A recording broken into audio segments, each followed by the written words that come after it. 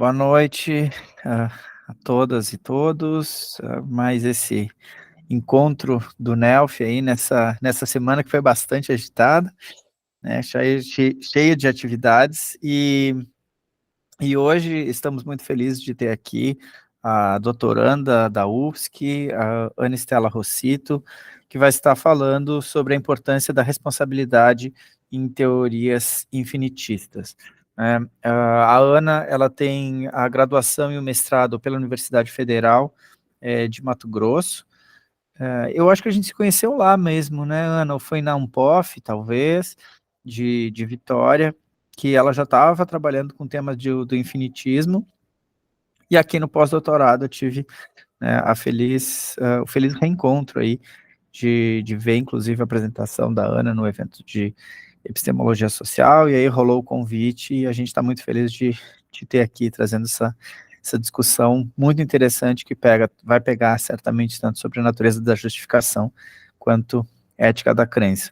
Então, Ana, o espaço é todo teu, fica à vontade. Aí, César, desculpa, só quanto tempo a Ana tem para falar? 30, 40? Em geral, nos encontros a gente concede uns 40 minutos para fala e daí mais uns 20 minutos para discussão, mas as coisas não são muito rígidas, né? A gente pode estender ou fazer mais curto, enfim, Tá conforme a bem. dinâmica acontecer. Ana, tu queres que eu te avise? Como é que a gente faz? Eu quero, Léo, que me avisa, porque às vezes eu falo de mais de uma coisa só, sabe? E aí tá faltando só um pouquinho de tempo e eu não consigo me organizar para finalizar. Então, se por um acaso passar meia hora e eu estiver falando do mesmo assunto ainda, aí não, Tudo dá bem. uma chamada. Eu te aviso com meia hora, e aí Tá, você organiza aí as suas ideias aí para pegar o restante do tempo e ok, concluir, então, ok. beleza? Tá bem. Mas eu não Então, pretendo falar 40 minutos. Eu espero que eu fale um pouco menos para. Não sei, na verdade, porque, enfim, palestrinha, né?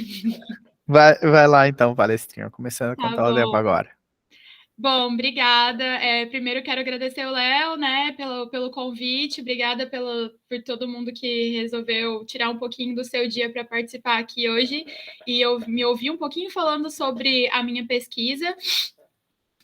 Agradecer também ao Alisson, então, eu acho que nós nos conhecemos na mesma época que eu conheci o Alisson, que foi na Unpof em Vitória. Mas eu não tenho certeza, mas enfim, eu acho que foi isso. Eu agradecer ao Alisson que vai participar da minha banca de qualificação também. Bom, e aos meus amigos que vieram hoje também aqui, o Lucas, Matheus, enfim, muito obrigada a todos, todas que estão aqui hoje para me assistir um pouquinho. E eu espero conseguir falar um pouco, apresentar de uma forma não tão confusa. Às vezes eu falo um pouco rápido demais, então se por um acaso eu começar a falar muito rápido, me avisem, sei lá. E se eu falar alguma coisa que pareça muito diferente do que vocês, assim, algo que possa comprometer a compreensão de vocês do que eu vou trabalhar, vocês podem me interromper, inclusive, durante o tempo que eu estiver falando, não tem problema nenhum. Se alguém quiser fazer uma pergunta durante o período que seria meu período de fala. Bom, então, para falar sobre a minha pesquisa, né, como o Léo falou, eu trabalho com teorias da justificação, mais especificamente, atualmente, uma chamada infinitismo, e esse autor atualmente tem mais ou menos uns 10 anos, porque eu comecei a trabalhar com o infinitismo no finalzinho da minha graduação, então tem uns 8 anos, 7 ou 8 anos mais ou menos. Mas eu pesquisava mais a teoria em si, e aí agora para o doutorado eu comecei a dar uma desviadinha, assim, não tão grande, mas procurar algumas outras questões dentro de problemáticas que poderiam surgir dentro da teoria. E o tema da minha tese, ele foi muito motivado por apresentações, inclusive lugares onde eu apresentei textos, enfim, eventos como a Unpof, por exemplo, que um dos questionamentos assim bastante recorrentes com relação ao infinitismo, além do problema das mentes finitas, que mesmo no dia em que eu apresentei falando por que o problema das mentes finitas não é um problema para o infinitismo, ainda assim as pessoas continuam perguntando, falando sobre isso, né? Então é bastante recorrente, mas outro é a questão da responsabilidade, como uma teoria que é tão ligada à responsabilidade, ela pode funcionar, digamos assim, porque a gente tem várias definições diferentes de responsabilidade, mas normalmente a gente pensa em responsabilidade como uma coisa muito ligada a mecanismos de controle, né, e de escolha.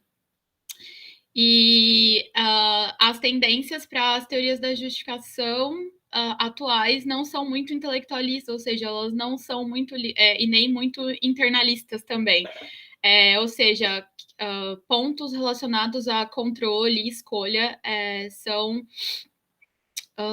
questionáveis, ou mais questionáveis do que eram antes, acredito, assim, pensando em uma questão histórica.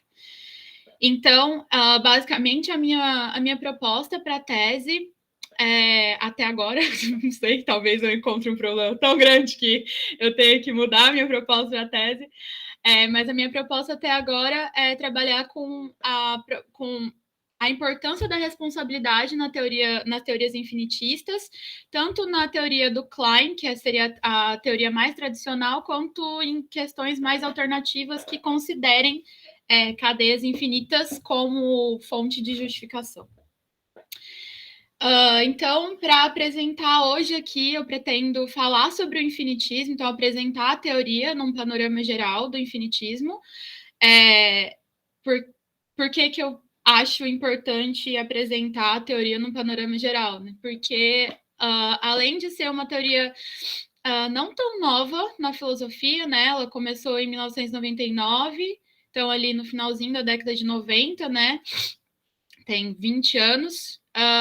Além disso, ela não é uma teoria tão estudada. Então, tipo, mesmo a galera que estuda epistemologia não tem um contato muito grande com o infinitismo, né? Normalmente o pessoal sabe mais ou menos que existe, mas não tem, assim, muito um entendimento, digamos assim, né? Um contato com a teoria de fato. Então, eu vou explicar mais ou menos, apresentar um panorama, como a teoria surgiu e como ela funciona. E, no final, nos meus 10 minutos finais, eu pretendo falar um pouquinho sobre essa questão de teorias da justificação que são mais responsabilistas, ou seja, mais voltadas, focadas numa proposta de responsabilidade e consciência do sujeito. E aí, nossa, que honra!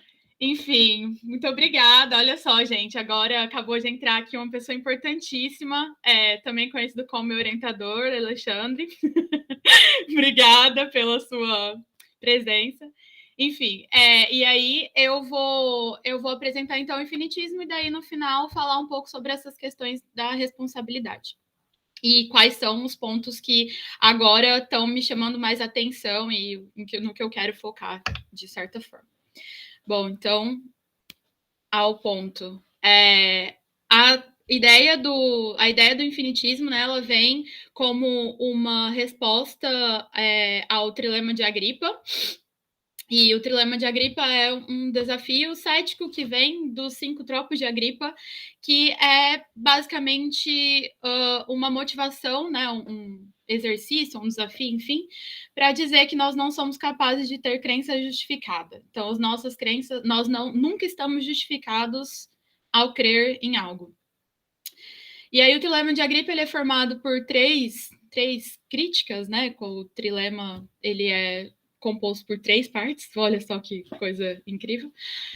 Então, uma das coisas é que toda vez que a gente tem uma crença e nós apresentamos razões, aliás, nós tentamos justificar essas crenças, né? Nós temos três caminhos possíveis. De acordo com o trilema, nenhum desses caminhos poderia ser um caminho de fato para justificar as nossas crenças. Então, um caminho é que nós podemos oferecer as razões e em algum momento parar. Essa seria uma parada arbitrária, né? Uma arbitrariedade. Então, a gente encerra a cadeia em algum momento sem que haja justificação para a próxima crença. E aí a gente não pode usar isso como um modelo válido para justificação, porque a gente encerra a cadeia em uma proposição que não é justificada. Então, não dá para a gente considerar como justificação. A outra proposta é que em algum momento a gente repita a crença, então a gente argumentaria em formato de círculo. Esse é o problema da circularidade. De acordo com o trilema de Agripa, nós também não podemos apresentar uma argumentação que seja circular, porque a gente não pode justificar uma crença com ela mesma. E a outra proposta seria que, se a gente não pode parar e a gente também não pode argumentar em círculo, a gente teria que ficar para sempre respondendo a pergunta por quê com uma outra razão, uma outra crença, né? Uma outra proposição, enfim. E isso também é inviável, porque a gente ficaria infinitamente respondendo aquilo e a gente também não pode apresentar uma justificação que seja uma questão infinita, né? Inclusive, em pontos práticos, seria complexo que a gente ficasse para sempre respondendo por quê para uma determinada crença, uma única crença. E aí, para esses modelos, né, para esses modos do trilema de Agripa, que são esses três que eu falei para vocês. Então, a primeira que eu falei é a arbitrariedade, depois a circularidade e, por fim, o regresso infinito. Para cada um deles existe uma teoria da justificação que fala, bom, é possível que a gente utilize um caminho semelhante a isso, mas que a gente não incorra no vício, que a gente não apresente uma cadeia que seja viciosa. Então, para a parada arbitrária, existe o fundacionalismo ou fundacionismo, que apresenta uma proposta de que a gente teria uma crença especial, uma crença básica, que pode apresentar justificação para a nossa cadeia. Então, a gente encerra em um momento que não é arbitrário, a gente encerra em uma crença básica. Eu não vou entrar em questões relacionadas ao coerentismo e ao fundacionalismo, assim, muito, apresentar muito sobre as teorias, mas se eventualmente alguém tiver alguma pergunta relacionada a isso, eu posso tentar responder. Estou usando eles como cabide para poder apresentar a teoria. Então, a ideia do fundacionalismo é que a gente encerra a cadeia, mas a gente não encerra em um momento arbitrário, então a gente encerra por um motivo, que é encontrar uma crença básica, e essa crença, ela não precisa de outra que a justifique, né? Ela é justificada de uma forma especial, ela não é inferencial. A outra proposta em resposta ao trilema é o coerentismo, que apresenta um modelo que pretende, né, trazer um formato de justificação que ele tem repetições, então a gente teria crenças que são repetidas na cadeia, no entanto, também tenta escapar do vício através de uma justificação que ela é feita em formato de rede. Então, a gente teria várias crenças, como se fosse a metáfora mais conhecida delas uma teia de aranha. Então, a gente teria as crenças dispostas como se fosse numa teia de aranha, onde cada vértice seria uma crença e cada fiozinho da teia seria uma conexão, uma ligação inferencial entre uma crença e a outra. Então, a gente tem a repetição, mas a ideia do coerentismo é que a gente não tem o vício, a gente não argumenta em formato de círculo, porque o coerentismo teria um formato de suporte mútuo entre essas crenças, um formato de suporte mútuo entre as crenças, e por isso a gente não teria uma argumentação circular, uma cadeia circular. Por fim, a outra proposta que é ligada ao regresso infinito é a proposta que eu pretendo apresentar para vocês hoje, que é o infinitismo. Então, é um formato de cadeia que não incorre no vício do regresso infinito, mas que utiliza cadeias de justificação que são potencialmente infinitas. Por que eu citei tanto o coerentismo quanto o fundacionalismo e o trilema de Agripa?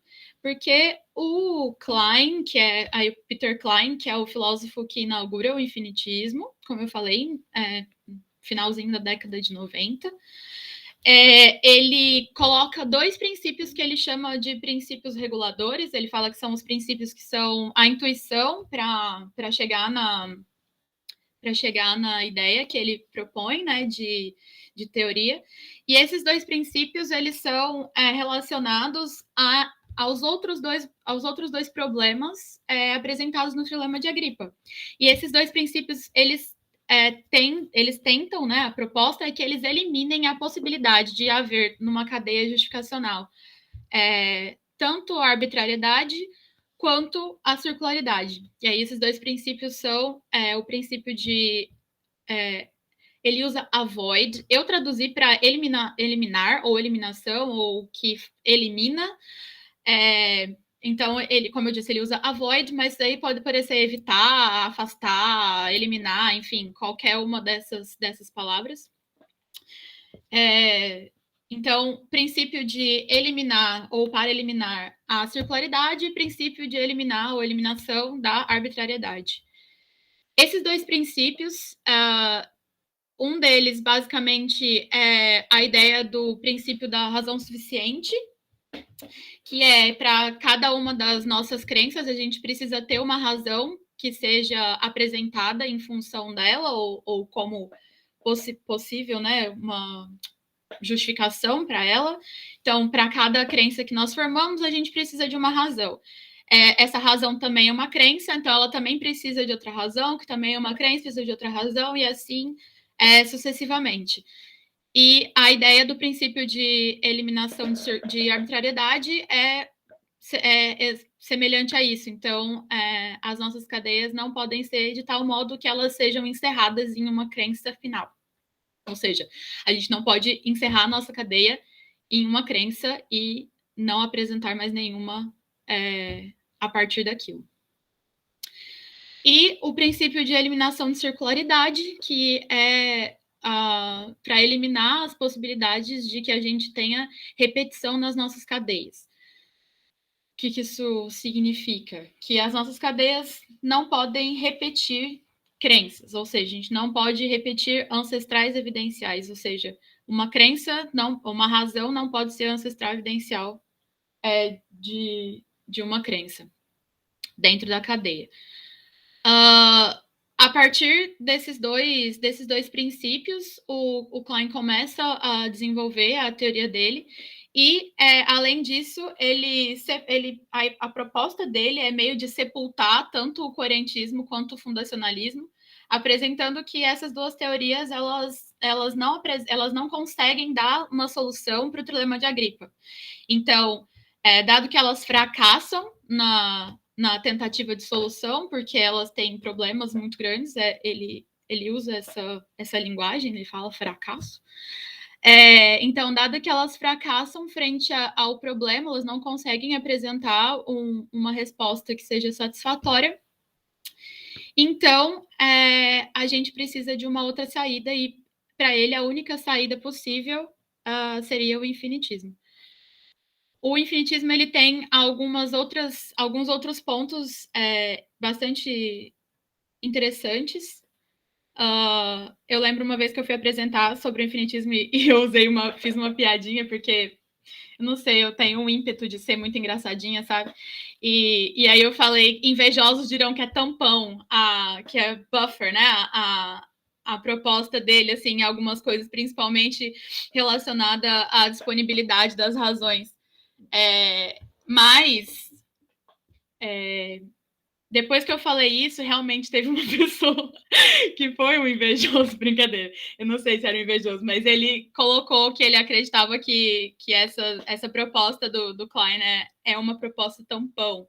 Então, eu vou falar o que é, daí se alguém achar que é tampão, eu não vou achar que é invejoso, pode comentar isso, não tem problema. Eu escuto. Enfim.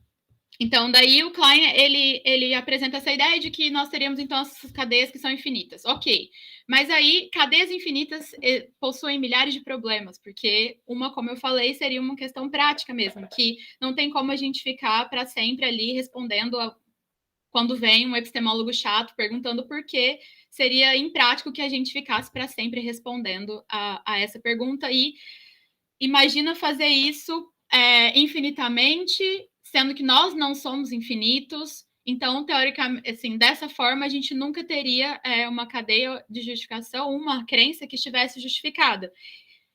Uma crença, imagina ter várias crenças. Nós não temos uma crença só, né? Nós temos várias crenças, várias coisas que nós chamamos de conhecimento.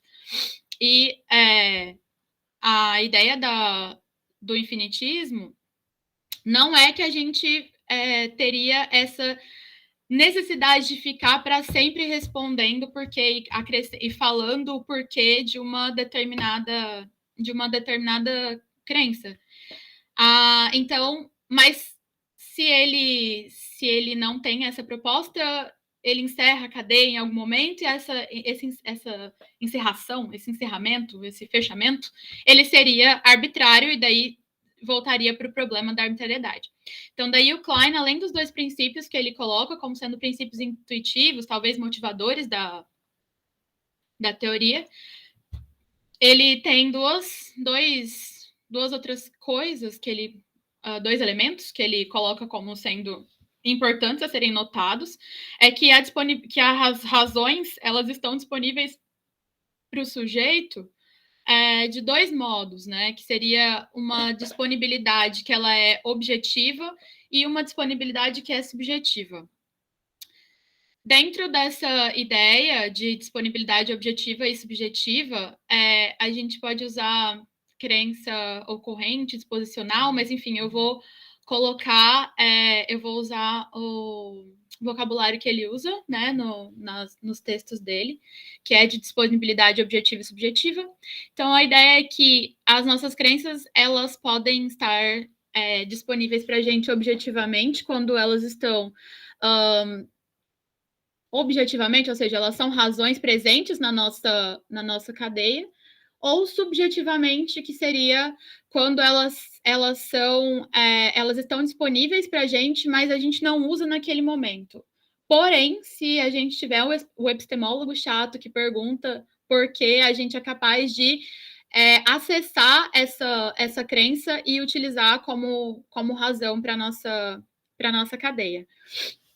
Aí, tipo, ele faz uma distinção também entre razão, de usar razão, assim, essa parte é uma parte que, para mim, é um pouco estranha, porque ele usa razão como sendo só as que são objetivamente... às vezes ele usa razão como sendo só as que estão objetivamente disponíveis na cadeia, ou seja, quando a gente utiliza ela. Eu vou usar um exemplo que eu coloquei para minha tese, que é do meteorologista. E aí eu vou tentar explicar melhor isso que eu estou querendo dizer aqui. Essa é uma parte bastante importante da teoria, por isso que eu vou tentar explicar melhor. Quando ele fala razões objetivamente disponíveis, eu vou usar o exemplo do meteorologista, né, que foi um exemplo que eu usei agora, e eu sou péssima para dar exemplos. Imagina que a gente tem, então, um meteorologista que ele está no meio de um campo de capim, trigo, enfim, qualquer coisa, e ele olha para o céu e percebe uma série de questões, uma série de eventos, e ele apresenta a crença de que um furacão está por vir. Se a gente fosse usar em Florianópolis, a gente diria o quê? Um ciclone está por vir. E ele realmente está. Então, um furacão está por vir. Quando ele fala um furacão está por vir, ele tem uma série de crenças, outras além do furacão está por vir, que são dadas em função dessa. Então, tipo, quais são as crenças? Ele notou que mudou o movimento dos ventos, que aumentou a força do vento, o vento está ficando mais forte. Ele percebeu que ele apresenta, né, que no céu estão se formando nuvens de chuva, está trovejando, enfim. várias coisas que ele consegue colocar essas crenças em ordem para poder justificar a crença dele de que existe, ou de que um furacão está por vir. Cada crença dessa que ele coloca na cadeia, ela é uma razão, e ela está objetivamente disponível para ele, ou seja, ele usou essas razões, essas crenças, né, como razão para justificar a ideia de que um furacão está por vir. Então, isso é a disponibilidade objetiva. Na disponibilidade subjetiva, vamos supor que quando ele fala que um furacão está por vir, ele fala um furacão está por vir e diz porque eu estou vendo chuva, nuvens de chuva. E aí a gente pergunta, tá vendo nuvem de chuva, mas que mais? Tipo, por quê? E aí ele consegue acessar as outras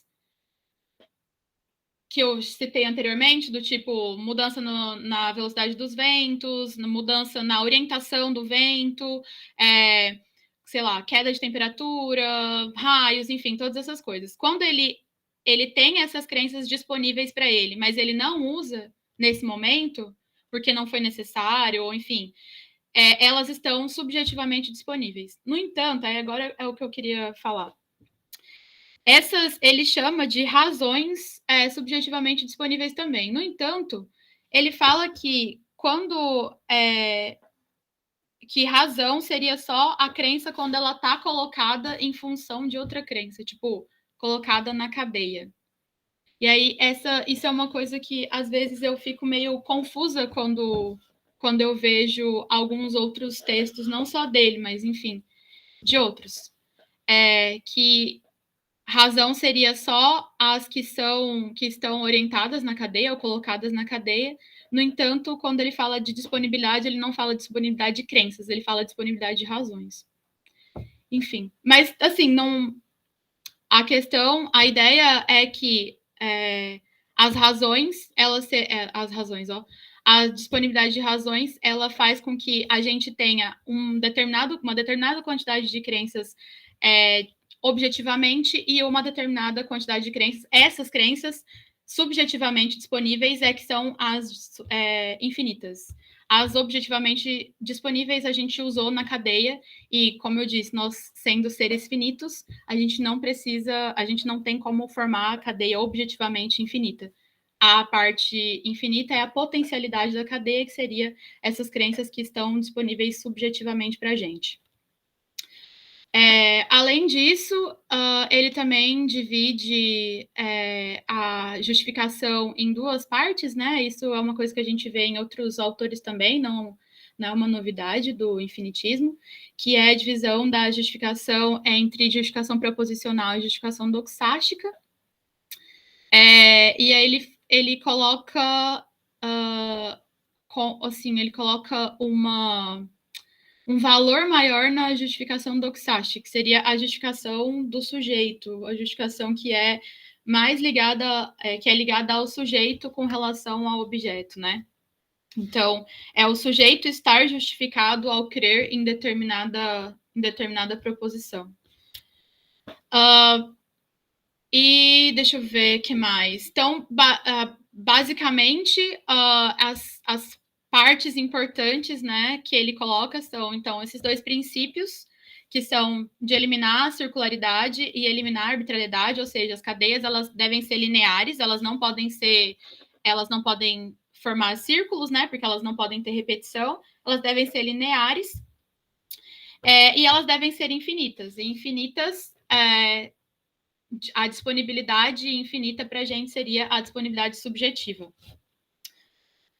E além disso, a outra parte que é bastante importante também, e essa é a parte que eu comecei a estudar um pouco mais agora, é que o Klein, como eu falei, ele coloca uma importância bastante, uma importância maior, um valor maior na justificação doxástica, porque ele tem uma proposta de teoria da justificação que é bastante ligada à responsabilidade. Então, o sujeito, ele tem que ser responsável pelo conhecimento que ele está formando, pela crença que ele justifica, enfim, pela justificação que ele forma. E aí, essa responsabilidade para ele, quando ele coloca que responsabilidade, então, seria arcar com os princípios que a gente utiliza para desenvolver na racionalidade, enfim, que a gente utiliza. E dizer que o sujeito ele é capaz de acessar as crenças que estão disponíveis subjetivamente é uma proposta internalista. Apesar de ter alguns escritos, alguns textos assim que falam que o infinitismo funciona mesmo em uma proposta externalista, a maior parte das questões relacionadas à responsabilidade e a essa possibilidade ou necessidade, enfim, de que o sujeito consiga acessar as outras razões, elas são propostas bastante internalistas, né? Então, além do sujeito ele ter uma responsabilidade no sentido de que ele tem um dever epistêmico a responsabilidade no sentido de um dever epistêmico de formar boas cadeias justificacionais, né? Formar boa justificação, cuidado, pensamento cuidadoso, enfim, todas essas questões elas estão ligadas a essa ideia de responsabilidade. E essas propostas normalmente são bastante internalistas também.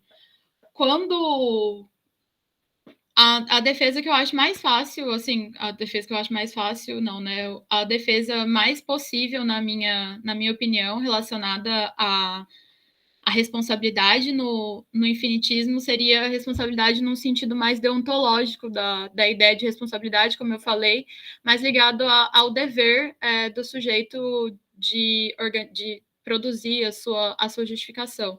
Então, essa responsabilidade é uma responsabilidade enquanto dever do sujeito e não enquanto um traço de caráter do sujeito. É possível que mais para frente eu mude essa minha ideia, que é isso que eu quero desenvolver no meu último capítulo da tese. Então pode ser que eu mude de ideia em algum momento, mas atualmente eu acho que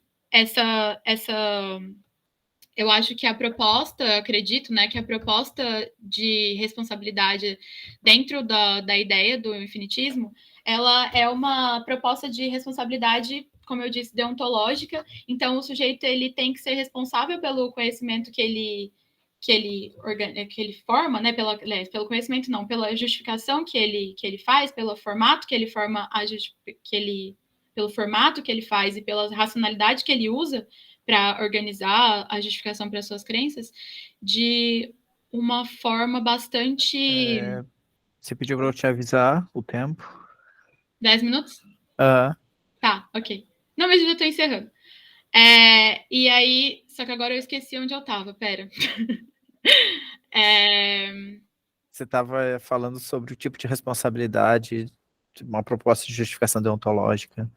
Isso, então, porque assim, voltando, né, a proposta de responsabilidade inicialmente no Klein, ela tem essa ideia de que o sujeito ele deve ser responsável, junto com a responsabilidade do sujeito, aliás, a responsabilidade do sujeito é uma das coisas que fazem com que a proposta infinitista ela seja viável, porque sem a responsabilidade sem que o sujeito ele se responsabilize por buscar as respostas e por buscar melhor justificação, o infinitismo ele não teria assim tanta ele não seria uma proposta tão robusta, porque veja só, a ideia do Klein é que a gente tem que apresentar a justificação em graus. Então, assim, a justificação você pode melhorar. A ideia dele é que o infinitismo é melhor do que os outros, porque a justificação ela tem que ser dada em graus, ou seja, é possível que a gente esteja melhor ou pior justificado em um determinado momento.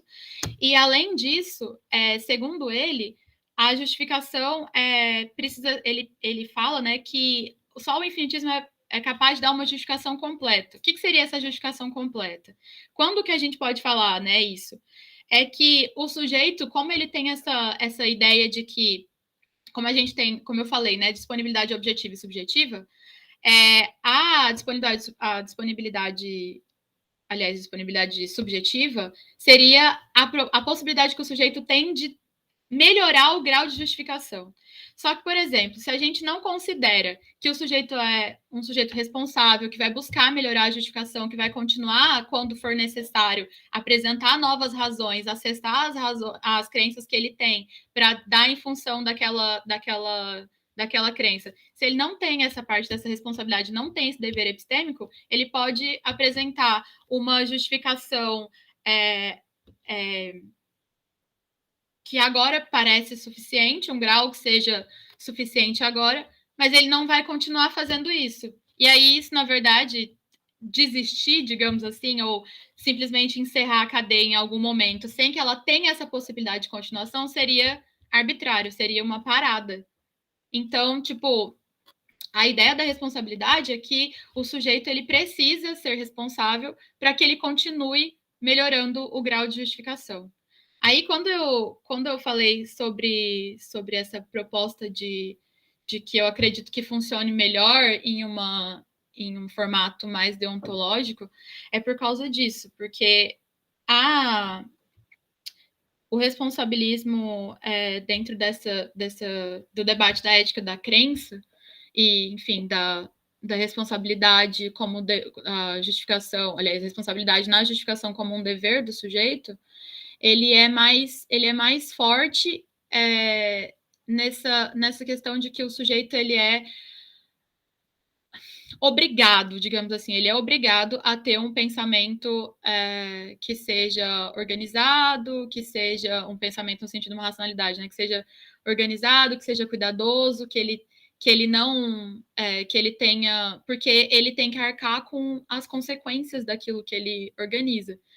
E se a gente usa a responsabilidade num sentido mais amplo, talvez, ou mais permissivo, ou, enfim, mais de uma responsabilidade de virtudes, do tipo, fez o melhor que poderia, aí talvez não seja o suficiente. E só para encerrar, e daí quem quiser perguntar alguma coisa, se por um acaso eu apresentei de uma forma muito, sei lá, faltando algum pedaço que alguém não entendeu, enfim, eu posso responder.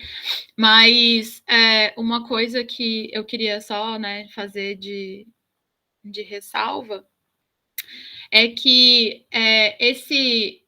tem um autor, eu só citei o Klein, né, mas tem outros autores que trabalham com o infinitismo também, e um deles é o John Turry, e o John Turry, ele fala que existem vários tipos de conhecimento, não só ele, o Scott Aiken, eu não sei como pronunciar o sobrenome dele, mas que existem várias coisas que a gente chama de conhecimento, que a gente apresenta como sendo conhecimento, mas e existem algumas propostas de conhecimento que elas são muito amplas, muito permissivas, e nessa tentativa da gente abrir muito as perspectivas de conhecimento, a gente acaba ignorando. Então, assim, essas coisas também são conhecimento, mas o que o Klein colocou como sendo real knowledge, o conhecimento mesmo, conhecimento legítimo, ele é apoiado nessa proposta da responsabilidade.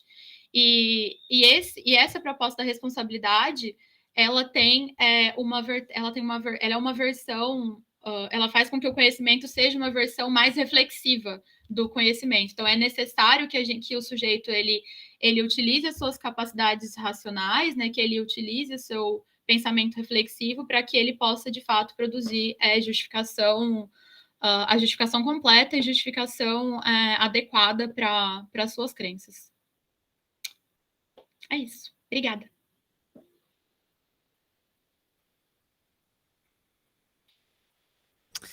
Muito obrigado, Ana. Parabéns pela apresentação. Vários problemas bastante instigantes. E, bom, por enquanto...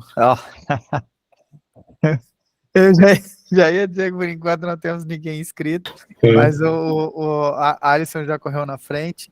Ele não ia fazer uma dessa, o Alexandre também não, pode esperar. Eu vou deixando passar aí. Se até o final aí da pergunta do Alisson ninguém se inscrever, eu faço a minha, senão vou deixando o negócio rolar. Então, Alisson, vai lá. Opa, valeu, Rui.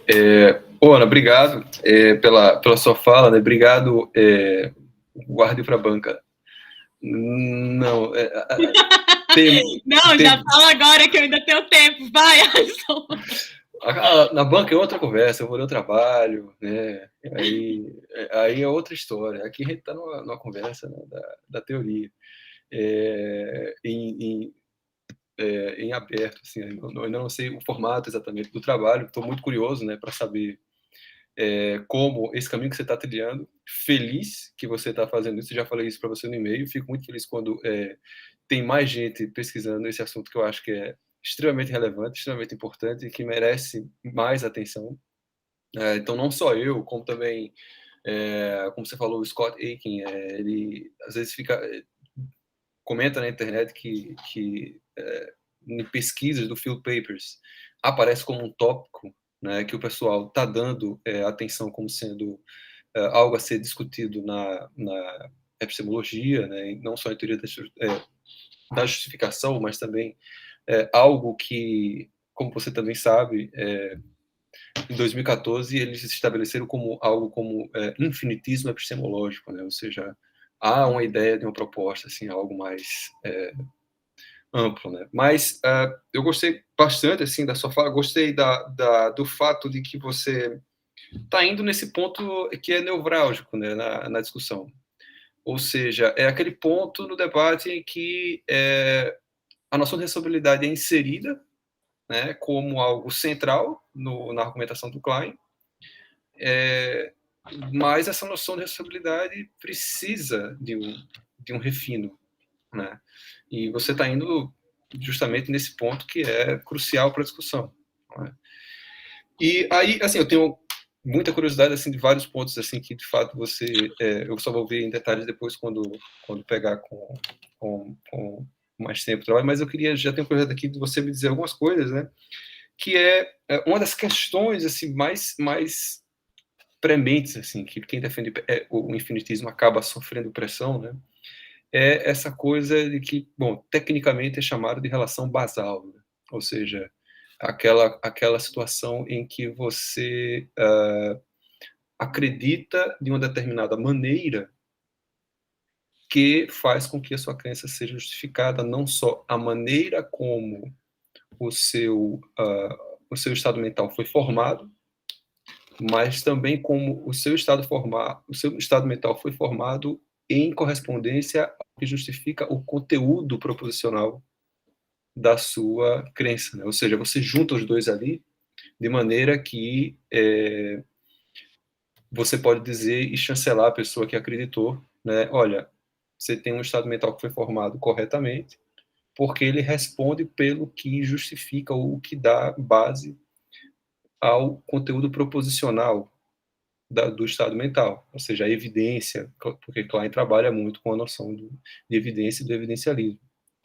E aí, assim, a minha curiosidade de início é como essa sua perspectiva de responsabilidade faria com que esses dois elementos, ou seja, a formação do estado mental, ou seja, a atitude proposicional que você vai ter com relação ao conteúdo proposicional, e aquilo que fundamenta o conteúdo proposicional, como é que essa noção de responsabilidade vai fazer com que esses dois elementos se juntem e você diga assim, eu posso conferir justificação para esse indivíduo, ou seja, como é que você está pensando responsabilidade dentro desse desafio, né?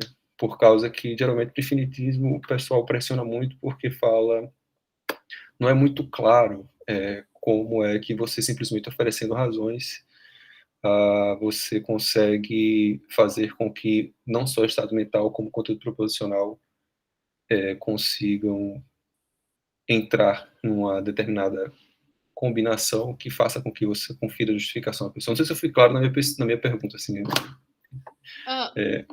Não, eu não sei se eu entendi. Você está perguntando como que a noção de responsabilidade que eu pretendo utilizar, ela conecta o conteúdo mental, É, porque assim, por exemplo, o exemplo do meteorologista, com a né? justificação, é isso? Isso. Porque, assim, pense no exemplo do meteorologista, né? Que tem algo um pouco próximo que Klein oferece, né? Ou seja, eu formo a crença de que, né, vai chover amanhã, certo? O exemplo Tá, ok, pode falar. Entendeu? Certo. Então, eu formo a crença de que vai chover amanhã. E aí, como é que eu formei essa crença? Eu escutei alguém dizer que vai chover, né? Mas, na verdade, o que eu ouvi foi uma pessoa simplesmente emitindo uma espécie de ditado, né? A vida é desse jeito, né? Tem dias que chove, tem dias que não chove, né? E aí você apenas ouviu isso. E aí você formou a crença com base numa pessoa conversando aleatoriamente, não sobre o clima, de que amanhã vai chover, Uhum. né? Aí, o que acontece? Quando você é pressionada a dar uma justificação para esse conteúdo, você não vai se remeter a como o seu estado mental foi formado. Você se remete ao que de fato justifica a crença. Uhum. Né? Então você vai, supostamente por alguma noção de responsabilidade, você vai recorrer a aplicativos de meteorologia, previsão do tempo, algo que de fato sustenta o conteúdo proposicional da sua crença. Então, uma formação de conteúdo mental que foi aleatória, você depois, devido a uma noção de responsabilidade, nesse ponto aqui que eu estou querendo entender a sua perspectiva, devido a uma noção de responsabilidade, você faz com que esse estado mental depois ele seja corrigido para se conformar ao que de fato justifica o conteúdo proposicional da crença. Não sei se agora ficou mais claro. Eu acho que eu entendi. Então, tem uma coisa que o Klein fala, né, que é essa questão de que você deve crer no. Ele usa o caminho correto, né? Que a gente tem que formar que a justificação ela tem um caminho correto, crer no caminho correto. Mas a ideia da responsabilidade nesse sentido eu acho que no caminho que você falou, de que você como sendo um sujeito que precisa, que tem a responsabilidade, tem o dever de de fazer aquilo de uma forma correta, de formar boa justificação, você, com isso, você foca na ideia de um pensamento reflexivo, enfim, de que você tem que apresentar boas razões para as coisas. E essa responsabilidade e uma noção de necessidade de um pensamento reflexivo, né, de um conhecimento que seja reflexivo, que faz com que você busque por novas razões, enfim, que vão justificar aquela sua crença de uma forma melhor. Porque, por exemplo, se a gente considera que a primeira justificação que ele apresentou, por exemplo, eu formei a crença porque eu escutei uma fofoca, como a de antes, hoje, que formei a crença a partir da fofoca, e aí eu justifico a minha crença com aquela fofoca. Essa justificativa que eu tenho, essa justificação, aliás, que eu tenho, ela não seria não seria considerada uma boa justificação, certo? Ela não teria um grau bom de justificação. E aí quando perguntada, né, quando for questionada, eu sou obrigada, como você falou, sou obrigada a procurar um melhor grau de justificação. E aí, a minha noção de responsabilidade e de dever epistêmico, e, enfim, esses pontos, é o que faz com que eu continue nesse caminho, continue o meu caminho, eu tenha a possibilidade de corrigir o que eu tinha antes, ou seja, não utilizar mais determinada razão como sendo, determinada crença como razão, e buscar buscar novas razões para poder justificar aquela determinada crença. Só que eu acho que o ponto da acho, né?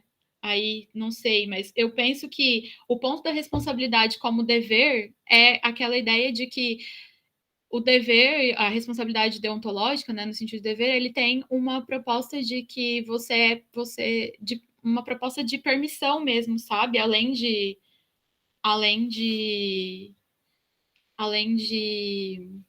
deixa eu pensar como que eu posso dizer, mas além de você ser comprometido com aquilo que você tá fazendo como sujeito, então eu sou comprometida para organizar aquilo, para fazer aquela justificação, além disso eu tenho o dever de fazer isso, sabe? Então, tipo, é nesse sentido que eu acho que a responsabilidade como dever no infinitismo, ela faz essa conexão melhor. Eu não sei se eu consegui responder, mas a ideia que eu tenho é essa, de que se você tem uma noção de responsabilidade que não seja uma noção de dever, ou seja, de obrigatoriedade, enfim, você não consegue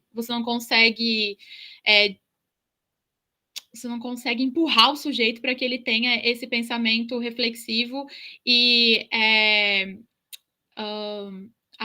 reflexivo e cuidadoso para poder organizar e, enfim, apresentar o melhor grau de justificação.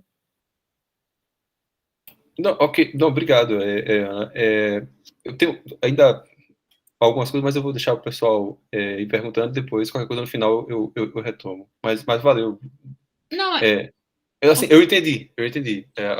O caminho que você está querendo seguir ficou claro para mim, mas aquilo que eu estou pensando já é uma continuidade, assim, um follow-up. Aí caso o pessoal depois aí, pode ser que o próprio Alexandre já faça continuidade, né? Mas do contrário, depois eu volto para explorar um pouco mais, mas eu entendi assim, mais ou menos o caminho que você tá apontando. Entendeu? Obrigado. Eu que agradeço.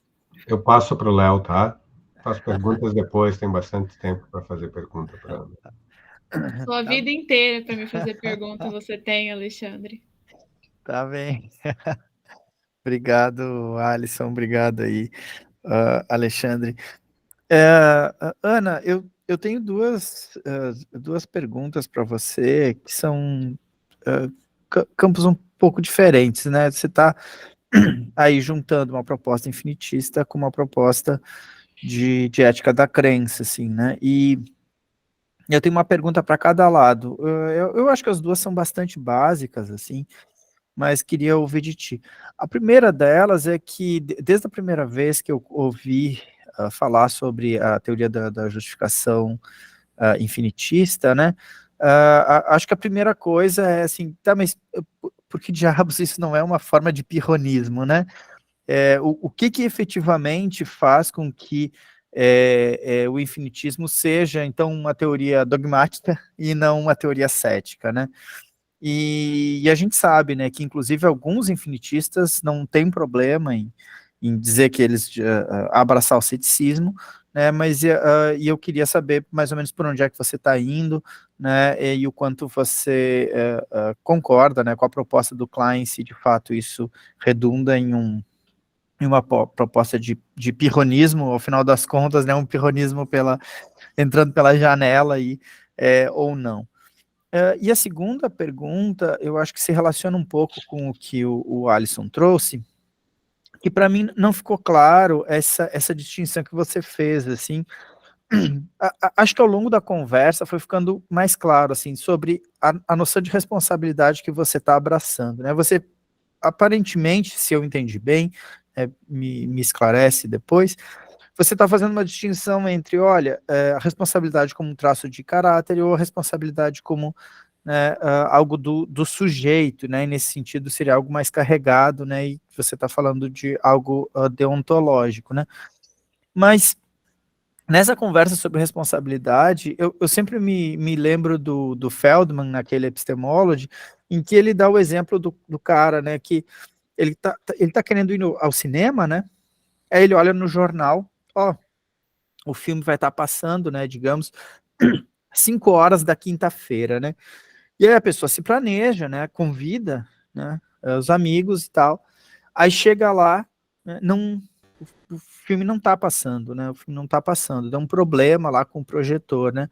e aí o Feldman diz assim, olha, mas não seria estranho, né, se a gente começasse a cobrar que esse cara fosse atrás de mais, tivesse que ir atrás de mais evidência, né?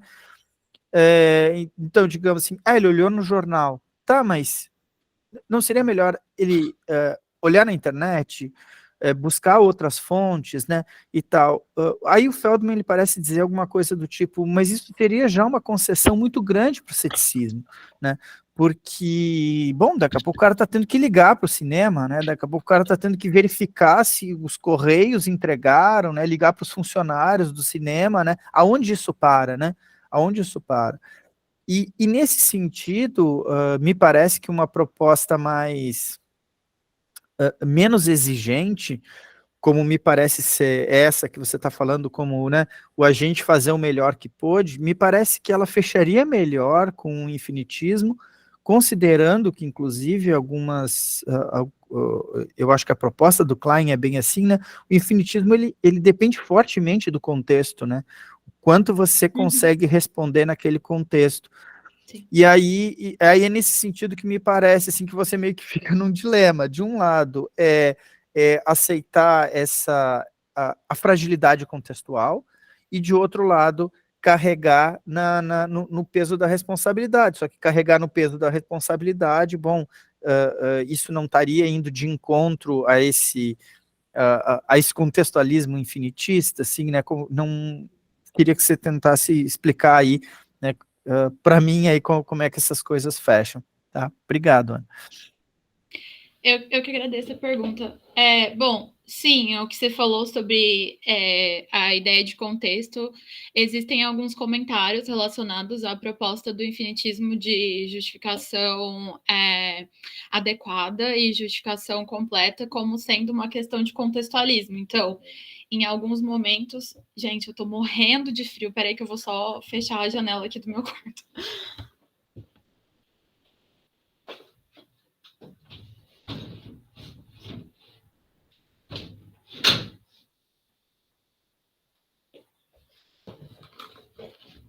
Tô aqui tremendo, perdão. Aí eu comecei a dar uma batida, achei melhor de fechar lá. Tem alguns autores que falam mesmo sobre essa ideia de um contextualismo. Eu não me lembro, assim, talvez se existe esse texto do Klein falando que é um contextualismo, eu não me lembro de ter visto, eu acho que não tem, mas se tiver, enfim, se o Alisson souber, por favor, me diga. Mas tem realmente alguns que falam sobre isso. A questão é que você saber a hora de parar e a hora de continuar, a necessidade, ela seria relacionada a essa proposta de contexto, né? Só que, por que eu acredito que... E aí acho que a sua pergunta é isso, né? Por que eu acredito que essa proposta de responsabilidade um pouco mais robusta, né? Mais exigente do sujeito, ela funciona melhor. Por que eu acho isso? Porque mesmo numa ideia numa proposta de contexto, que fosse um contextualismo, né, relacionado ao contexto, ainda assim a exigência de o sujeito fez o melhor que pôde me parece meio fraca com relação à proposta a proposta de responsabilidade que seria necessária do sujeito. No sentido de que a ideia de um... Porque, assim, a teoria do Klein é bastante evidencialista, né? Como você já citou e como o Alisson também comentou. Então, num contexto desse, assim, sabe? Tipo, onde você precisa sempre apresentar mais razões, eu acredito que não seja suficiente essa proposta de simplesmente o melhor que você poderia fazer naquele momento, sabe? Porque é uma ideia pouco reflexiva, só por causa disso, sabe? Tipo, quando eu falo de que quando eu falo disso de ser reflexivo, porque, assim, só lembrando uma coisa agora, quando o Alisson estava falando sobre a ideia da relação basal, diferencialismo e tal, tem um texto do Turry de 2014, eu acho que 2000 e alguma coisa, que é o Creative Reasoning. E aí, nesse texto dele, ele fala exatamente sobre essa ideia, sabe? De que você tem essa vertente inferencialista muito forte no infinitismo, e dessa necessidade de que o conhecimento ele seja voltado para essa parte mais reflexiva. E aí ele usa ele usa uma proposta de um argumento que aparece no Eikin também, que ele coloca lá como argumento procedural, não sei como seria essa tradução, eu acho que eu coloquei procedimental, mas não tenho certeza. Enfim, é um argumento procedimental ou procedural que é em favor do infinitismo, que ele é um pouco relacionado a isso de você ter um pensamento reflexivo e um pensamento que ele é cuidadoso. Então, você tem um pensamento que, para você poder organizar, você apresentar a justificação, você precisa você precisa de um conhecimento, de um pensamento reflexivo. Esse pensamento reflexivo ele precisa ser cuidadoso, então você precisa ter cuidado com o que você está fazendo. E aí ele continua e o que ele encerra dizendo que a única forma que você tem para fazer isso seria um modelo de justificação infinitista, porque você você precisa continuar apresentando razões, porque a única forma de você ser cuidadoso o suficiente seria apresentando novas razões, novas razões para aquela determinada crença que você precisa justificar. E aí é nesse ponto que eu acredito que, se você utiliza uma noção mais ampla de responsabilidade, ela não seria o suficiente, porque se você coloca você não coloca os encargos, o peso da culpa, digamos assim, o ônus da culpa no sujeito, que seria uma coisa que a responsabilidade no sentido deontológico, tem um peso da culpa mais forte no sujeito, a minha proposta é que não seria o suficiente. Mas eu posso pensar melhor sobre isso que você falou. Como eu disse, talvez quando eu começar a desenvolver melhor o final do meu último capítulo, eu possa mudar de ideia em algum momento, mas até agora eu acredito que essa noção de responsabilidade seria a que funciona melhor. Por causa disso, porque o sujeito ele precisa ser responsável num nível pelos conhecimentos que são requeridos nessa forma, porque também nesse texto do Turry ele também fala, tipo, olha, existe um tipo de conhecimento que a gente chama de conhecimento e que a gente pode conceder para as pessoas que ele existe, mas existe um nível de conhecimento existe um conhecimento em um nível que ele é mais reflexível, que ele é mais cuidadoso, enfim, e que a gente acredita ser uma coisa que ele ainda fala, não é possível que a gente não considere que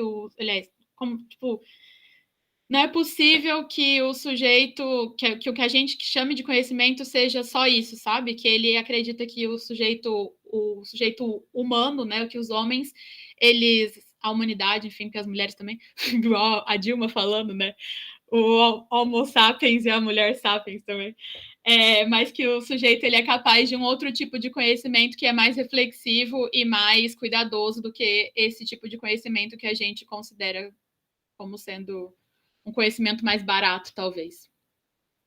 Aí isso para falar sobre da responsabilidade, né? E daí, só para comentar sobre a ideia do pirronismo, também tem alguns textos falando sobre isso. Acho que no primeiro artigo mesmo dele, de 1999, ele comenta sobre essa parte. Mas eu acho, o que eu penso sobre o infinitismo é que ele tá no inferno, abraço capeta, né? Você vai lá, você dá uma abraçadinha ali no pirrônico, no cético, mas ao mesmo tempo você a saída dele para isso, né? Como que isso não é... por que o infinitismo não é uma forma de pirronismo, enfim. Eu acho que é essa proposta de que em algum momento a gente encontra uma cadeia de justificação que a gente pode seguir e que a gente não precisa suspender o juízo naquele determinado momento. A gente pode chegar em uma justificação que ela é adequada para aquela parte. Mas você não encerra, então você não tem um assunto totalmente finalizado naquele momento. Você tem a chance de revisar e apresentar novas razões, mas naquele momento em que você finalizou ou que você apresentou uma quantidade adequada de razões, você estava justificado ao crer naquilo ali. Entende? Um tipo de pirronismo não aceitaria que existe um momento em que você está autorizado a crer justificadamente em uma determinada crença. E para o infinitismo, você está autorizado naquele momento. Tipo, você pode continuar apresentando novas razões, mas naquele momento você está autorizado, você pode dizer que você está crendo justificadamente em uma determinada crença. Beleza, Ana. Obrigado. Eu tenho follow-ups, mas eu vou deixar o Alisson tem aí, César também, e depois a gente espera que o Alexandre também se junte a nós, não fique guardando ali pro cercadinho da banca. Não, é só que a Ana comentou do contextualismo, né, do Klein. Tem um texto lá que é da década de 80, né? Mas ou seja, era nos primórdios da discussão do contextualismo. E como o Alexandre já falou, e falou corretamente, né, talvez por estar ainda nos primórdios do contextualismo, Klein não demonstrava ainda uma compreensão lá muito boa do que estava em jogo, né, do contextualismo. Eu acho que depois ele amadureceu, mas ele não decidiu falar mais a respeito do tema. Uhum. Mas esse texto existe, mas é antes mesmo do infinitismo, né? E ele meio que ainda estava meio que tateando ali a noção de contexto. Então, até onde eu sei, ele não tem um desenvolvimento filosófico da noção de contexto. Mas era só isso mesmo que eu tinha para Obri. Posso perguntar? Tá. Então, Ana, a minha pergunta é uma pergunta de quem não estuda a área, né? Então, é mais uma pergunta de esclarecimento.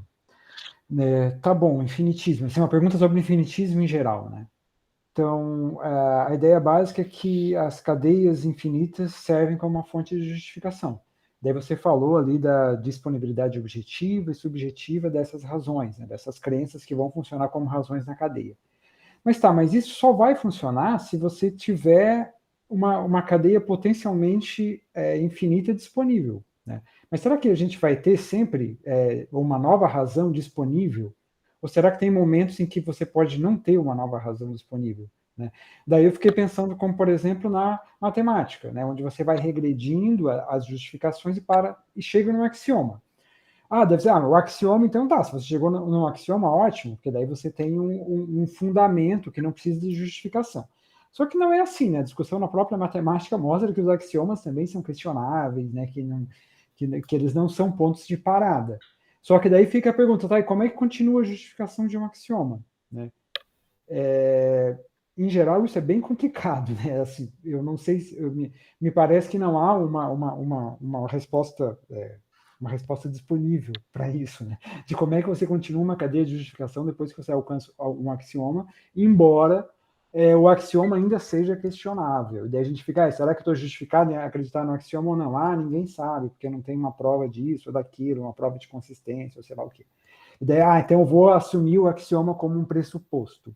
Mas quando você assume como pressuposto, você está ainda ali carecendo de justificação, né? O problema é que você não consegue mais encontrar.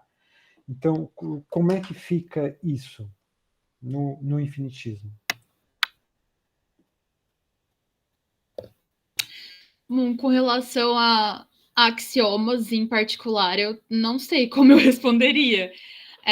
Mas a proposta é assim, como eu falei, a teoria, a proposta que eu falei hoje para vocês é uma proposta, a proposta clássica, digamos assim, tradicional do infinitismo, que é a proposta do Klein, mas existem algumas outras também que consideram a ideia de que seriam híbridas, talvez, né? Que seria as propostas de que a gente tem algumas, a gente tem cadeias que são potencialmente infinitas, mas existem outras que não são. Então, a gente teria mais de um formato de fonte de cadeia para justificação.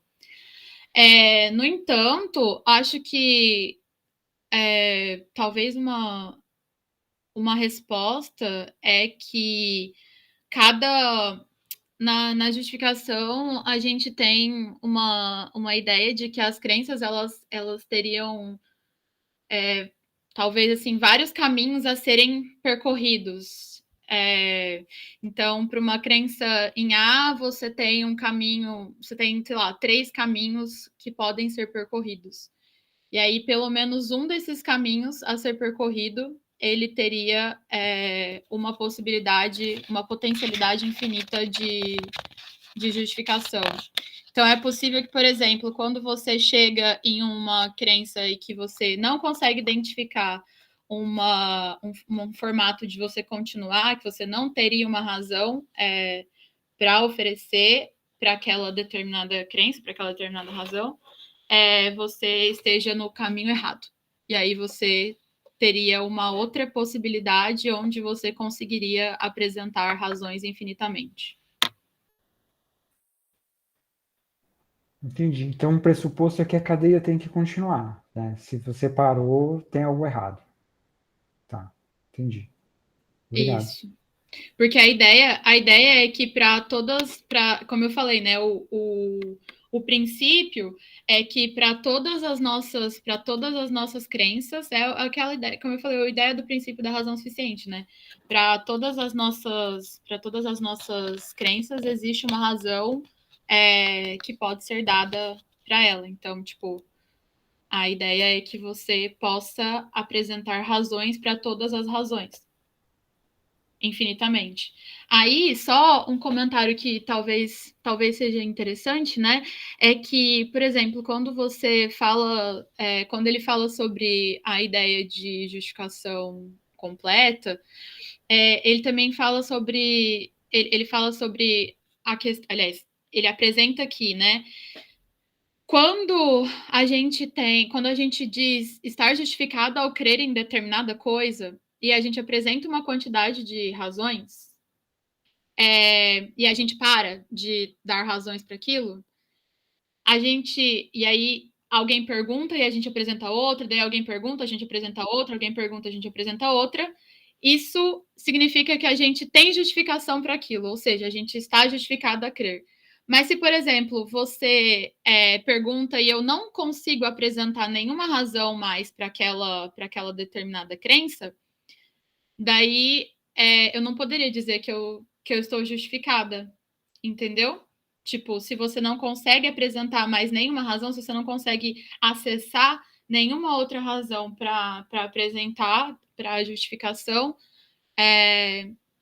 você não pode dizer que você está justificado ao crer naquela determinada crença.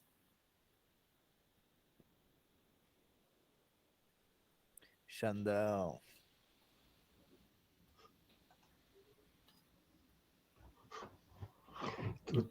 Tu tá fazendo É o uma Xandes referência agora? a áudios apócrifos. Eu queria botar uma pressão num ponto da tua resposta, Ana. Dos apócrifos, agora que eu entendi. E eu acho que eu queria aproveitar um pouco o comentário do César agora há pouco. Tem um bom ponto ali. Porque uma consequência da tua resposta ao César é de que alguém que desenvolveu um sistema axiomático, etc. e tal, que consegue mostrar que uma determinada proposição derivada de um axioma, tá? Apresentando esse sistema axiomático para alguém.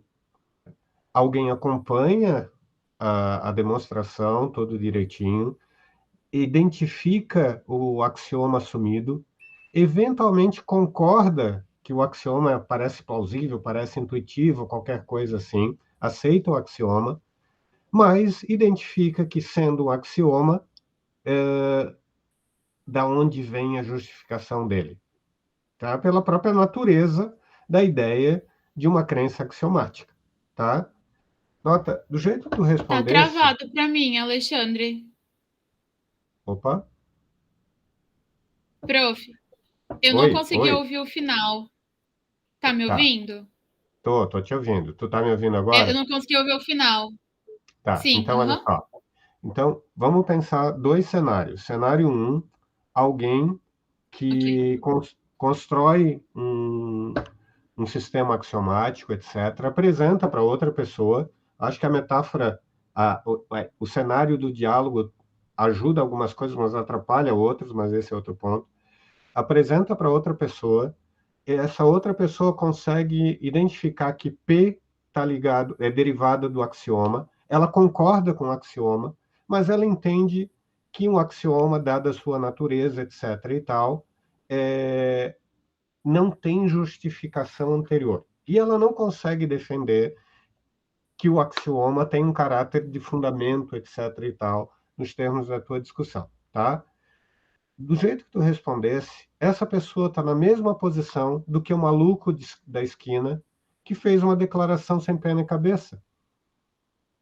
Porque os dois indivíduos não dispõem de uma cadeia infinita potencial fornecendo justificação. E parece brutalmente contraintuitivo imaginar que os dois indivíduos estão na mesma posição. Então, parece que está faltando alguma coisa aqui, né? Porque um matemático que montou um sistema, um lógico, etc. e tal, axiomático, etc., que opera dentro do sistema e opera bem, parece que tem um tipo de mérito que o maluco da esquina que disse uma coisa qualquer não tem, né? Nota, parece que um tem que ser premiado em algum sentido e o outro não. Qual seria o prêmio se não é justificação? Porque, de novo, o matemático que estudou um pouco de filosofia, que assistiu a tua palestra, reconhece: não, eu não consigo defender o axioma. Ou você aceita ele, mas se você me pedir uma razão adicional, eu não consigo defender. Segunda pergunta: qual é o papel dos dados empíricos na teoria? Porque parece existir uma coisa que a gente classifica, etc., troca entre nós, está vendo isso, está vendo aquilo, etc. Que papel eles teriam para o infinitismo?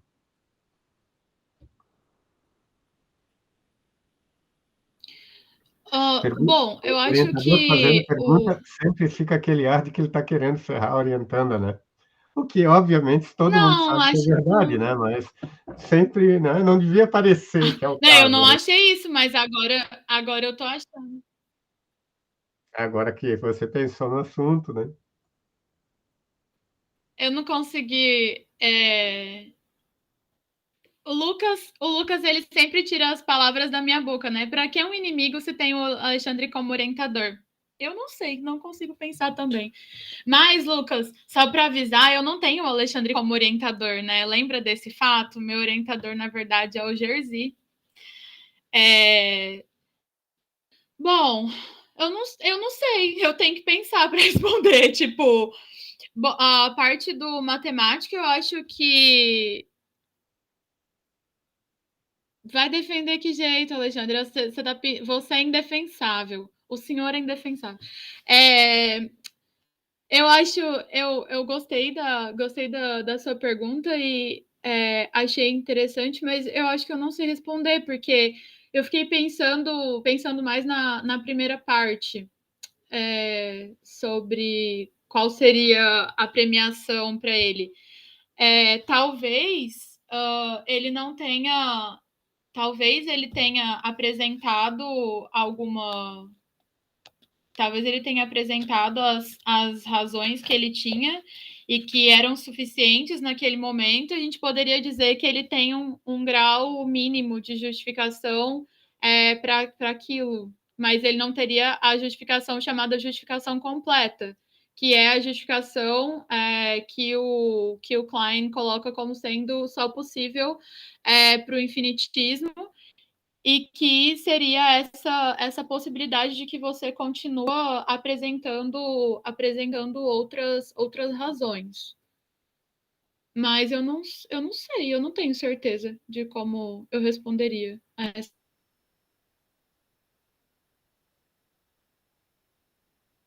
pergunta.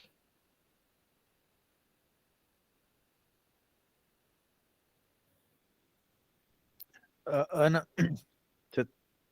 você está travando aqui para gente. E com relação aos dados empíricos. Ana, está nos ouvindo? Ana? Ana? Oi? Gente, vocês me escutam? Me ouvem? Agora sim. Agora sim. Me ouvem? Sim. Sim? Você está nos ouvindo? Está nos ouvindo? Agora eu estou ouvindo, sim. Tá. Tinha aparecido Show. um sinalzinho aqui de que a minha rede tinha caído. Aí eu.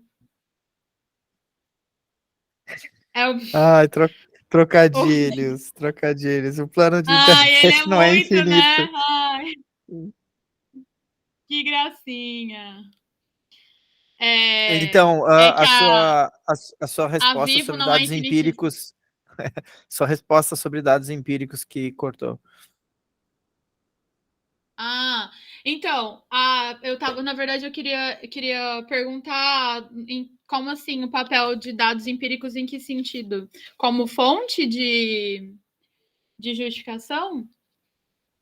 Dados empíricos como dados empíricos, não precisa nenhuma visão teorética, né? As pessoas estão conversando e elas dizem, estou vendo o celular do Alexandre, etc.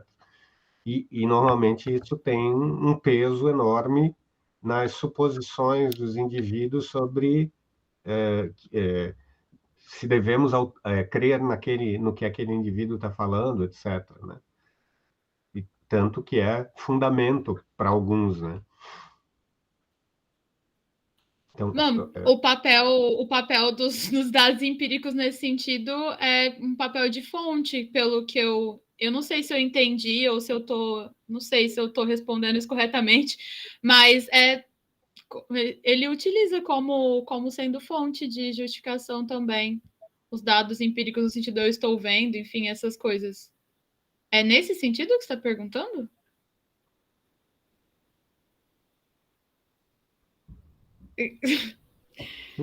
Eu não sei. Eu não sei se eu tô respondendo a pergunta. Eu tô me sentindo sem entender se eu tô respondendo corretamente, porque não sei, parece que é uma pergunta que eu não entendi, porque a resposta seria sim, ele utiliza, ele aceita. É isso? mas vai desempenhar algum papel especial na justificação das crenças? Ou... Não. Não sei, acho que não. Ele considera como sendo. Eu não sei se eu não sei como responder, mas acho. Não, eu não me lembro de ter visto nenhuma consideração que dissesse que os dados empíricos têm mais força ou menos força. É porque no sentido de que acho que você está perguntando por causa do fundacionalismo, de alguma proposta de crenças básicas ou alguma coisa assim. Ele não coloca esse tipo de. Ele não coloca esse tipo de consideração para crenças básicas. Ele tem uma função de evidência normal que eu saiba. Mas aí o Alisson que me corrija também, talvez eu esteja errada. Não, eu acho que a pergunta do Alexandre vai no sentido de tá, qual o peso que um dado empírico teria para determinar que a justificação deve interromper no ponto T, Tn, por exemplo, ou seja, num ponto tal. Qual o peso que ele teria, né? Porque, claro, você está sendo demandada num determinado contexto por mais e mais razões, né? E você vai apresentar esses tipos de razões são os mais diversos, depende da situação em que você se encontra. Fatalmente, algumas dessas razões terão em seu conteúdo referência a algo de caráter empírico, né? E aí fica, né, a pergunta, qual o peso desse conteúdo empírico para determinar que você satisfez o contexto, né, de justificação, de maneira que ele não dê tal peso que transforme a teoria num fundacionismo, né, deixe de ser um infinitismo. Ou seja, como é que ele equilibra esse peso aí do dado empírico de forma que ele não descaracterize a teoria? Porque, Não sei se é isso exatamente. Sim, o Alisson, acho que coloca um lado e eu vou forçar o outro lado daí. Porque, nota, se os dados empíricos são uma fonte de justificação apenas, tá? Como conectar essa noção de justificação que sai do infinitismo com o nosso interesse em ter crenças verdadeiras?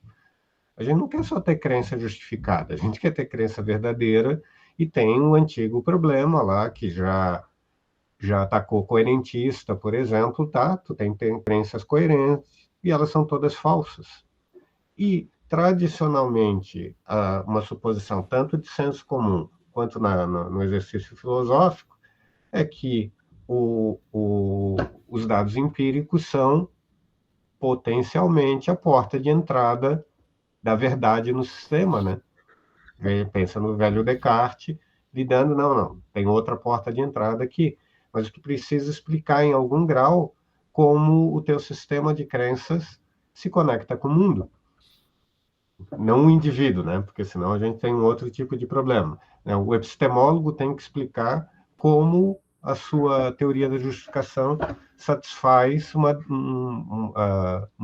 demanda epistemológica de conexão com a verdade, né? Então, isso que eu queria um pouco de esclarecimento, assim, Ana, certo? Porque se é só mais uma coisa, ok, então eu estou isolado, construindo justificação com crenças da memória, mas parece aqui que a memória e uma impressão vívida não tem exatamente a mesma função, né? O mesmo peso, né? Na formação. Então, como acomodar isso? Como acomodar esse interesse na verdade, não só na justificação, né?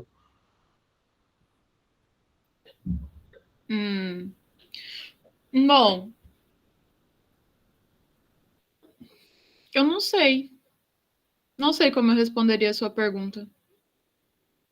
Porque a maior parte das considerações acerca do que seria que conferiria, digamos assim, a responsabilidade para o sujeito, a justificação para o sujeito é um segundo, né, na parte no infinitismo, seria uma união ali de todos os elementos que ele apresenta, né, da disponibilidade de razões e tal, mas principalmente a ideia da responsabilidade, essa consideração de que o sujeito ele é responsável, ele tem que ser responsável, né, ele tem uma série de critérios ali que ele precisa cumprir e todos eles são ligados a como ele é obrigado, digamos assim, a fazer isso, e é só quando ele cumpre esses requisitos e quando ele é responsável que ele pode dizer que ele está justificado ao crer em alguma coisa. E essa definição, e a ideia de como ele pararia também, né, em que momento que ele poderia parar, e que aquilo seria, como já foi comentado, né, uma questão de contexto, é uma questão mais contextualista, talvez, mas uma ideia meio pragmática também de quando encerrar. Mas eu não sei se eu diria que ele dá um peso mais forte para questões empíricas, por exemplo, para encerrar em algum momento a cadeia ou não. Não saberia, não sei dizer isso, não sei responder. Mas vou anotar aqui para caso alguém resolva me perguntar isso de novo. Essa pergunta é parecida com a questão associada ao comentário do César, né? Parece que há um peso especial em certas operações bem feitas. E aí parece que é, em algum sentido, inegável, todo mundo vai conceder, que lastrear uma discussão em bons dados empíricos é operar bem, muito bem, inclusive. Né? Isso, inclusive, encerra muitas discussões cotidianas. Então, de novo, o ponto, ele não é igual, mas guarda uma analogia. Como é que tu premia o cara que lastreou bem em dados empíricos? E não só o cara que lastreou em outras evidências, mas essas outras evidências são memória, testemunho, etc. e tal, né? Parece intuitivo, de alguma maneira, que o cara que lastreou bem na experiência empírica tem justificação de boa qualidade. Mas aí eu concordo, que é o apelo do fundacionismo, né? Talvez a encrenca seja dizer que isso é fundamento e para a questão. Então, acho que precisa agradar as duas Não, coisas.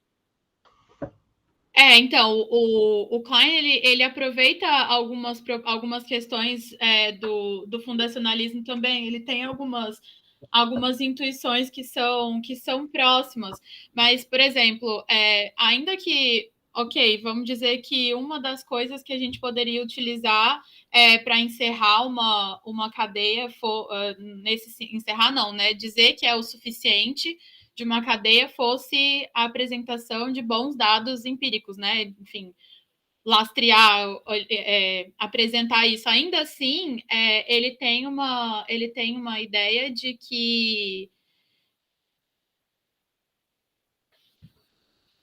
Estou sentindo um cheiro de queimado.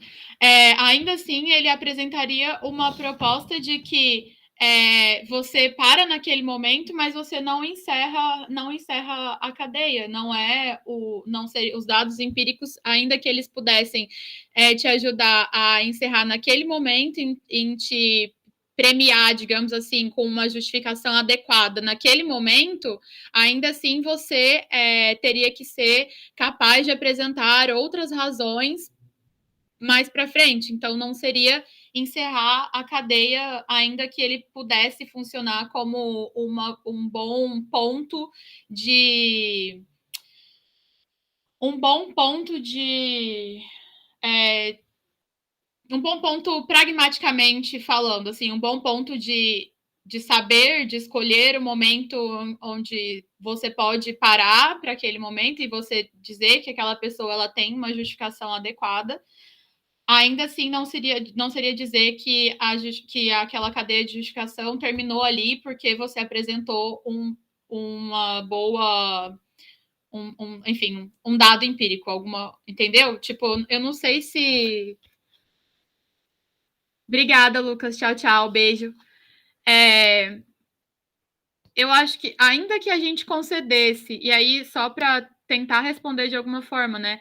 Ainda que a gente concedesse que os dados empíricos pudessem ser utilizados como bons pontos de parada, eles ainda não seriam pontos para encerramento, sabe? Você ainda teria que apresentar novas razões para aquele momento. Se você não fizer isso, você não pode ser considerado como tendo a justificação que é a justificação procurada no infinitismo, que é a justificação completa. Mas eu não sei se eu respondi, não sei se eu conseguiria responder também a sua pergunta.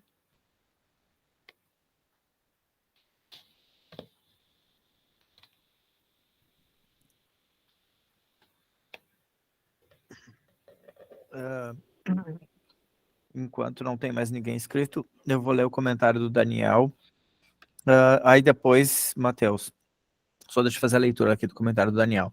Uma observação. Aceitar um deontologismo justificacional sem dar alguma resposta à tese do involuntarismo doxástico, defendido por Alston, por exemplo, pode ser um problema. Daniel, não sei se você quer abrir o microfone e desenvolver mais ou ficar só no comentário. O Alston, ele fala sobre o involuntário, ele apresenta como uma saída, mais ou menos, né? Desculpa.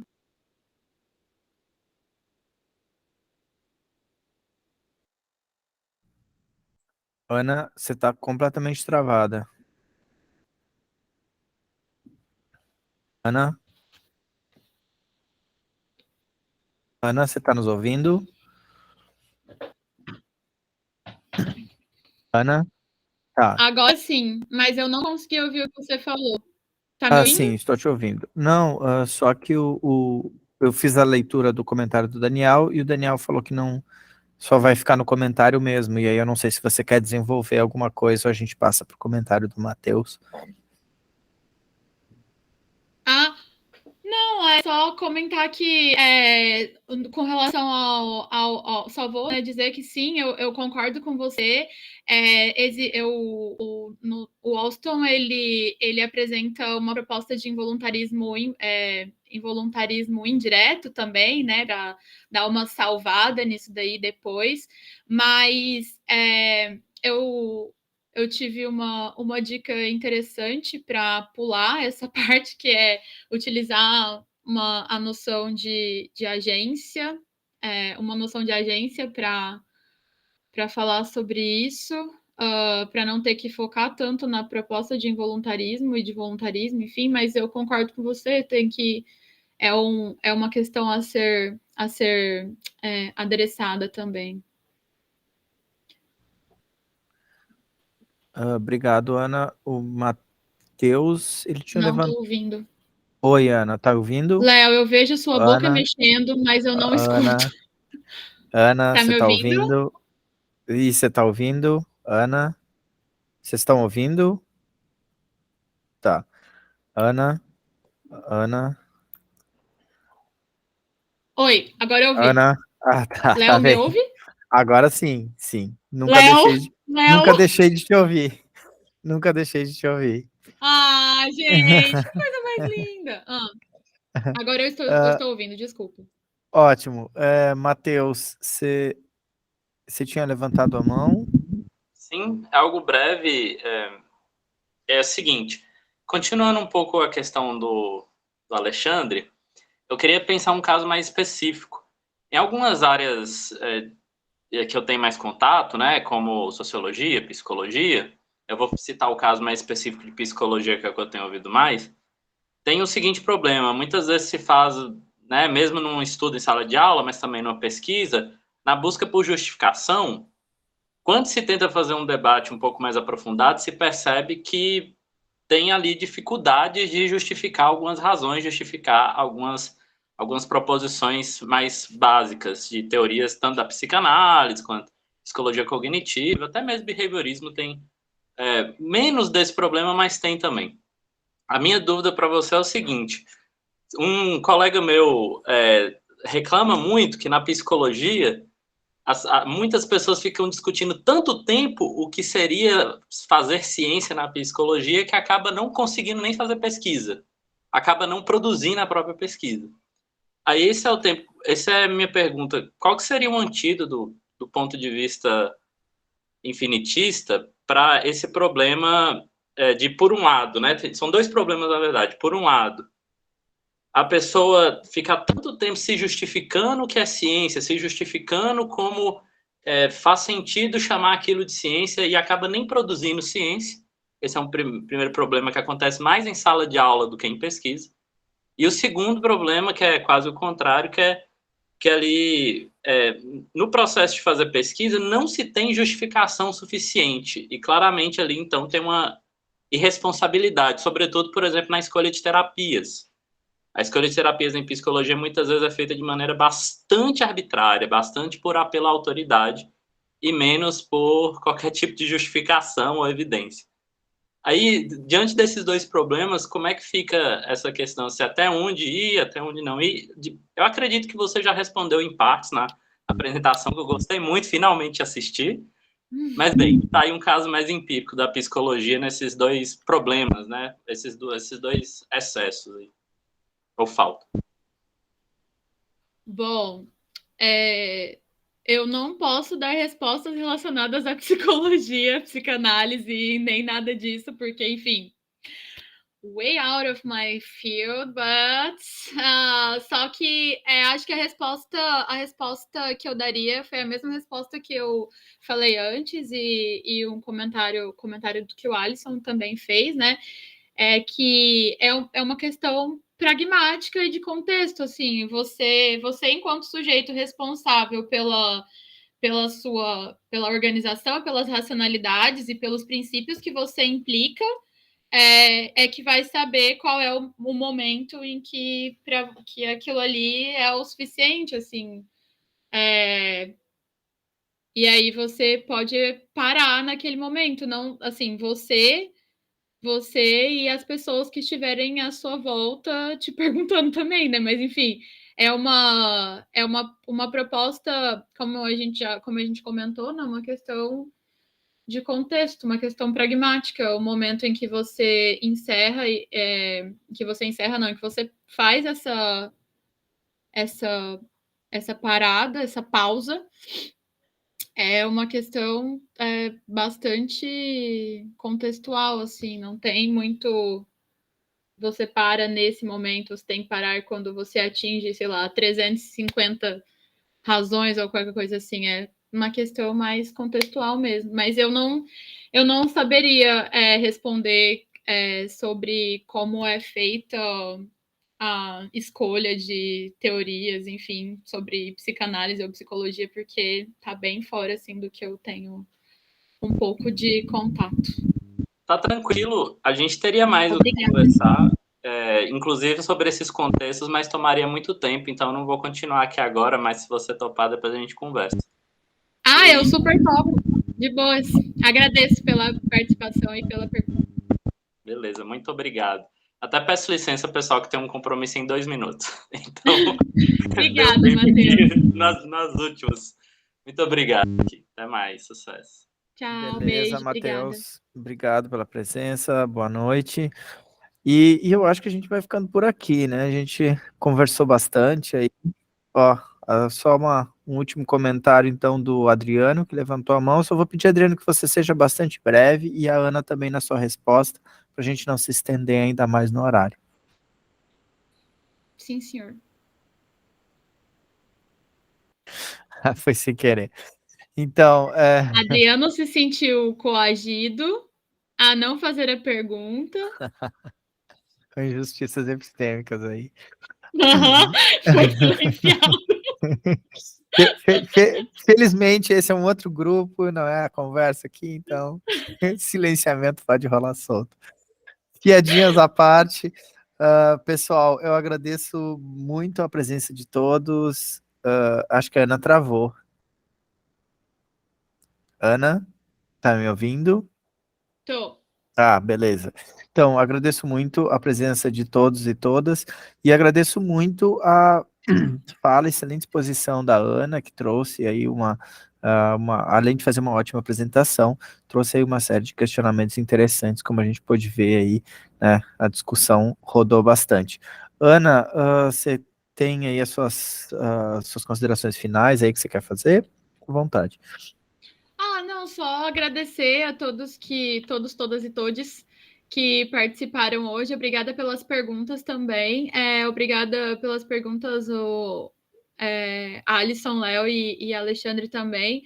As perguntas, algumas delas eu vou precisar pensar para poder conseguir responder. Peço desculpa se eu fui muito confusa também, ou peço desculpa pela minha organização didática, que é meio ruim. Mas se alguém tiver alguma dúvida ou quiser perguntar alguma coisa, quiser comentar alguma coisa, eu estou disponível. Eu posso deixar. O Léo tem meu e-mail, então se alguém quiser entrar em contato, alguma coisa assim, eu posso deixar o e-mail aqui também, se vocês quiserem. E é isso, obrigada. E se tiver alguém que tem interesse em pesquisar o infinitismo, seria muito bem-vindo também. A gente pode fazer um grupo de pesquisa, Alisson, só sobre infinitismo.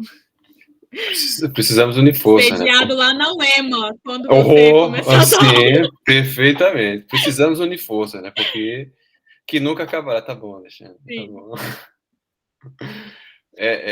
E com mais essa piadinha infame, encerramos porque a nossa noite não é infinita.